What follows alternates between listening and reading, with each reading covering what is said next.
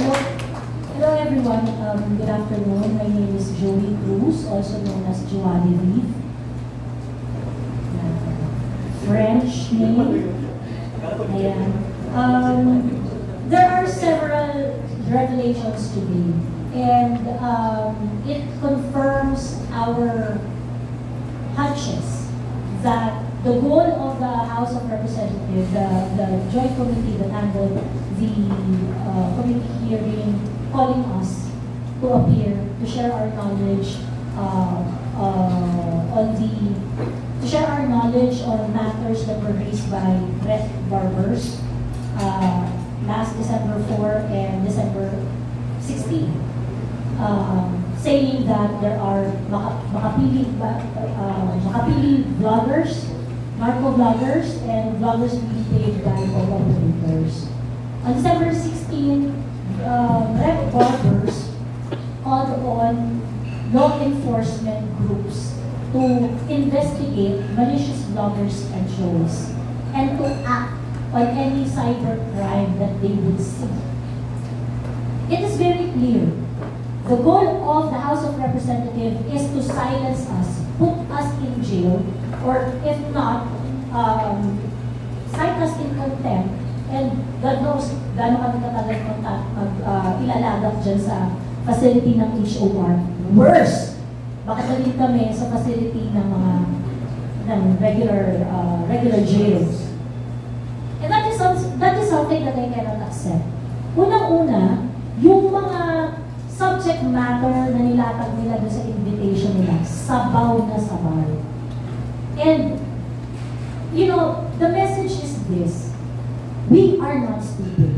We are common citizens, but we are not stupid. There are so many things that were revealed today. How power tripper the House of Representative members in that committee, including Rep. Benny Abante, who, by the way, wanted to, open the conversation of me being put in contempt, being cited in contempt, merely because I mentioned that I have no knowledge about being a paid vlogger by drug money or pogo operators.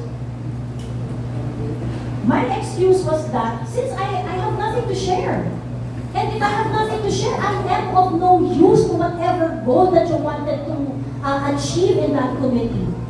And so, if I will go there and I'm going to be accommodated by the facility of the House of Representatives, sayang na po yan sa akin. Wala naman akong alam doon sa topic na gusto nilang pag-usapan. And so, I told the committee that me declining their invitation is coming from deep concern on the prudent utilization of public resources. How can you cite me in contempt if I am just concerned sa pera ng bayan? This actually revealed a very, very nonchalant attitude of our of the members of the House of Representatives. Wala kayong pakialam sa pera namin. Imbis na hinahanap niyo kung sino naglagay nag-fill in ng blanco sa bicameral committee para magkaalaman tayo dito kung paano nyo binuo yung 2025 national budget, ang pinagkakaabalaan nyo kami at ang excuse letter namin. Is that fair? Now, again, it's very clear. This is harassment. This is to silence us. This is really to make us feel intimidated and for us not to talk about public issues. And it can't happen. As a private citizen, ang bala na lang natin, boses natin, and they want that taken away from us, from me. Of course, you have all the resources. What do I have? Me and my mother. And you're going to use your privileges in the House of Representatives para takot ordinarily, I know that, it's easier to fold. It's easier to choose that route.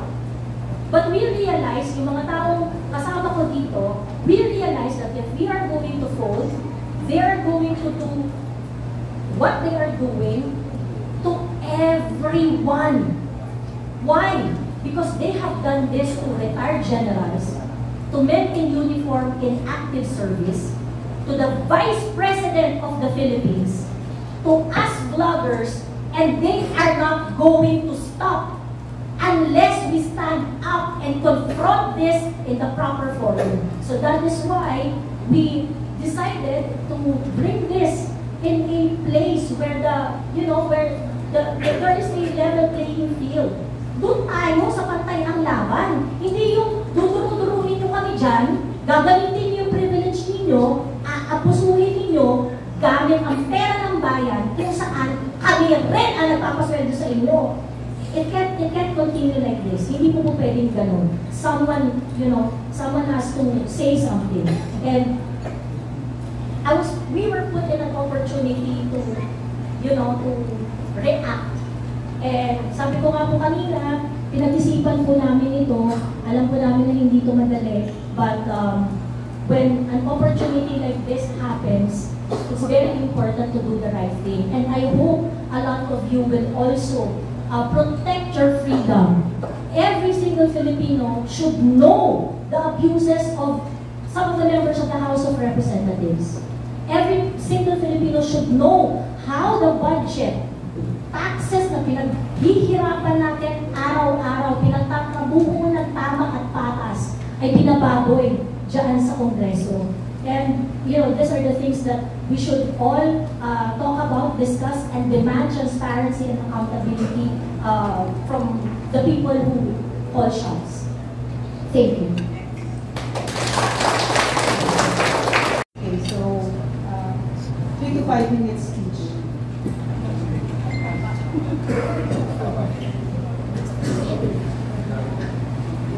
Good afternoon, everyone. My name is Theo, but of course they revealed my real name now. I'm Alex Distorpo, and I'm one of those few people who have not really received a formal notice coming from the HOR. They just posted my name sa media, and that's the only time I was made aware that I'm included on those 40 social media users that are invited by the House of Representatives on their probe about fake news. So, since wala akong natanggap na formal invitation, I asked Joey to show it to me, and I found out that the purpose as to why they're having the probe to begin with is due to the privileged speech of Ace Barbers, labeling all of us as narco-bloggers, Pogo Pay, and Bagong Makapili. There is no discussion as to what constitutes being a Bagong Makapili, or there is no proof showing that we are paid by narco politicians or even Pogo. I myself has no any link with Pogo operators, so how can I possibly be paid by them? So that's the first question I raised on one of my posts sa social media. Secondly, biglang nagbago. Ang privileged speech ni Ace Barbers ay about ngayon sa narco-vloggers, Pogo Pay, and Bagong Makapili. But then eventually, they changed the subject matter to fake news, which I myself is irrelevant. Why? Because in the first place, I am not writing news. I am writing my political opinions, which is within the constitutionally protected speech natin.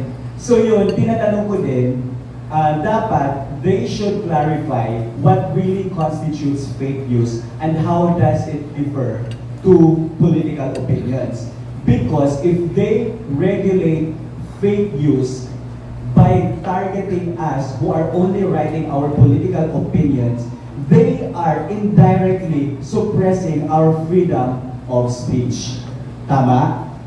Kasi they are converting our opinions as views. So that's the harm that I have seen sa probe ni Dan Fernandez about this subject matter. Secondly, Maria Ressa, a Nobel Peace Prize awardee in 2021, she was caught lying in the international media saying that ABS-CBN has 11 million employees. Why is she not invited? Her inputs, her knowledge about fake news sana ay the best tool for the HOR to craft better policies or to regulate well the use of social media platforms or experience. Secondly, last year, Richard Hidarian, he posted that by December, the ICC will arrest former President Rodrigo Duterte. It did not happen. Does that constitute fake news? Now, if it does constitute fake news, why is Richard Hidarian not invited by the HOR?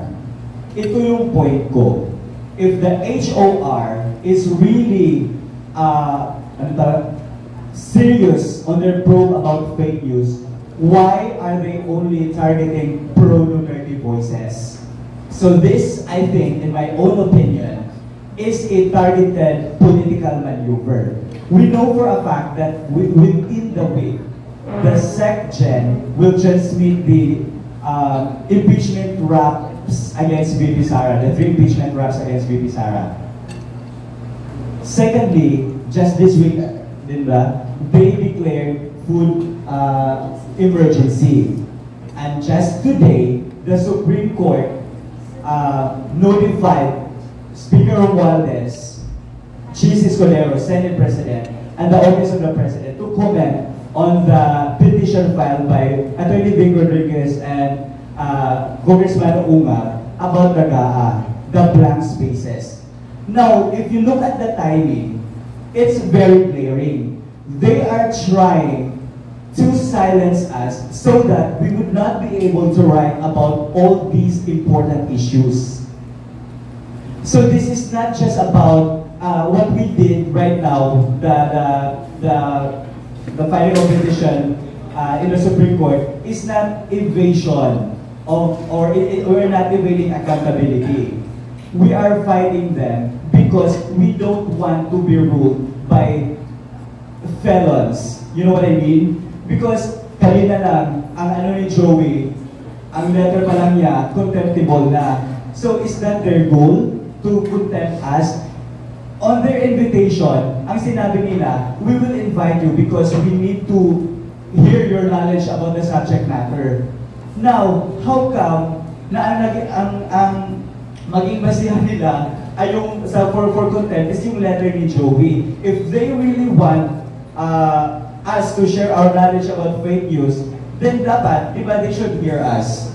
There should be no threat of us being cited in contempt. We are private individuals. We are not politicians. We are working on a daily basis. So with them detaining us or with them citing us in contempt, they are also cutting our ability to earn. Or they are suppressing, aside from suppressing our freedom of speech, they are also parang attacking our, our personal life. So yun lang, because we are private individuals. So, for me, to wrap up everything, this is a targeted harassment. This is a targeted political maneuver. And this is not really about fake news probe because they already did this in 2017, 7 years ago. They should have, implemented better rules and regulations now, but they did not. So now they are sparkling this conversation again because they are trying to hide or conceal something that's better or more important than what we are currently facing. Yan lang po. Magandang hapon po.